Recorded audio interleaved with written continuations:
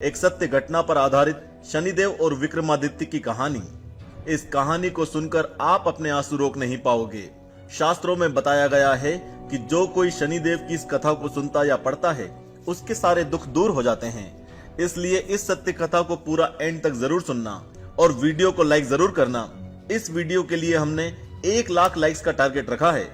एक समय सभी नवग्रहों सूर्य, चंद्र, मंगल, बुध, बृहस्पति, शुक्र, शनि, राहु और केतु में विवाद छिड़ गया कि हम सब में सबसे बड़ा कौन है। और कोई निर्णय ना होने पर देवराज इंद्र के पास निर्णय कराने पहुंचे। इंद्र इससे घबरा गए और इस पर निर्णय ना ही देने का सोचा, लेकिन उन्होंने कहा कि इस समय पृथ्वी पर राजा विक्रमादित्य है जो कि अति न्यायप्रिय है, वे ही इसका निर्णय कर सकते हैं। सभी ग्रह एक साथ राजा विक्रमादित्य के पास पहुंचे और अपना विवाद बताया, साथ ही निर्णय लेने के लिए कहा। राजा इस समस्या से परेशान हो उठे क्योंकि वे जानते थे जिस किसी को भी छोटा बताया वही कुपित हो उठेगा। तब राजा को एक उपाय सूझा। उन्होंने सोना, चांदी, कांसा, पीतल, सीसा, रांगा, जस्ता, अभ्रक और लोहे से 9 सिंहासन बनवाए और उन्हें इसी क्रम में रख दिया। फिर उन सबसे निवेदन किया कि आप सभी अपने अपने सिंहासन पर स्थान ग्रहण करें। जो अंतिम सिंहासन पर बैठेगा वही सबसे छोटा होगा।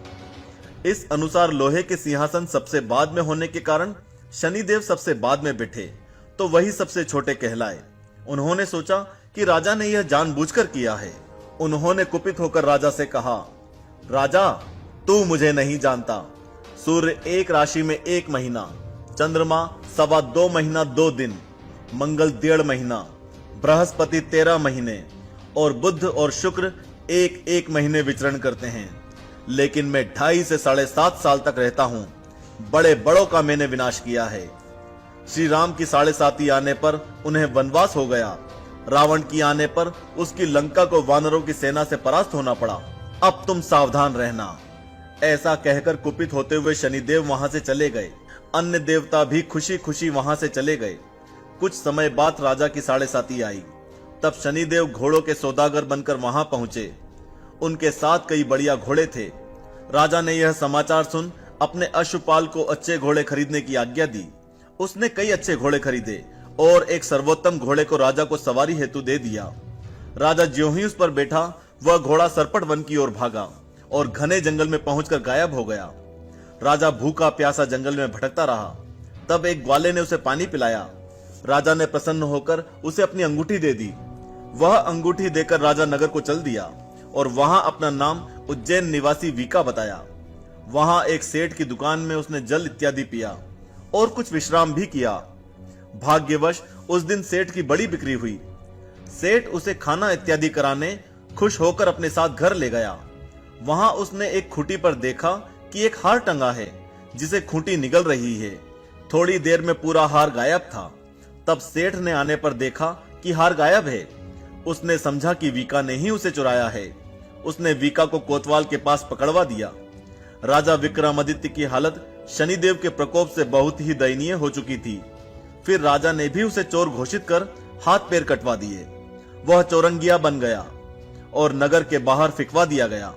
शहर के बाहर से एक तेली अपनी बैलगाड़ी लेकर जा रहा था।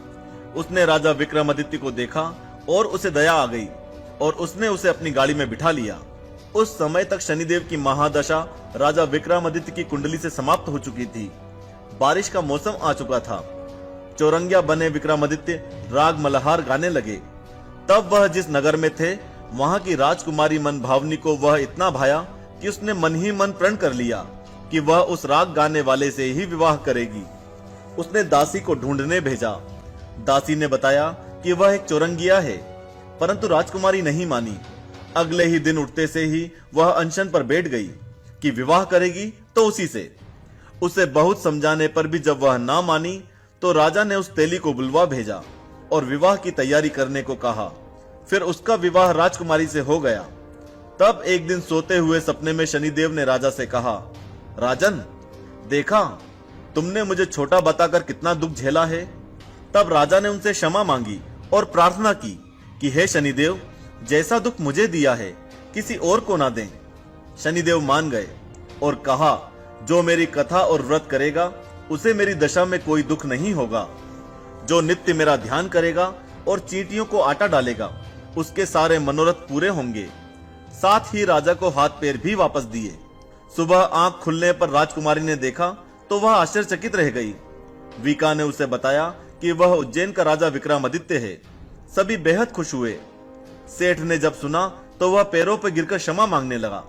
राजा ने कहा कि वह तो शनिदेव का कोप था, इसमें किसी का कोई दोष नहीं।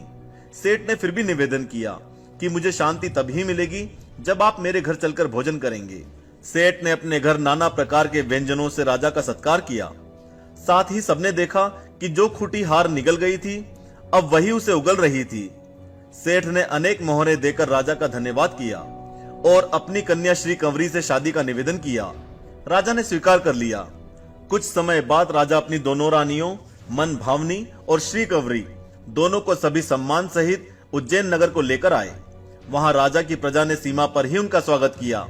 सारे नगर में दीपमाला हुई और सबने खुशी मनाई।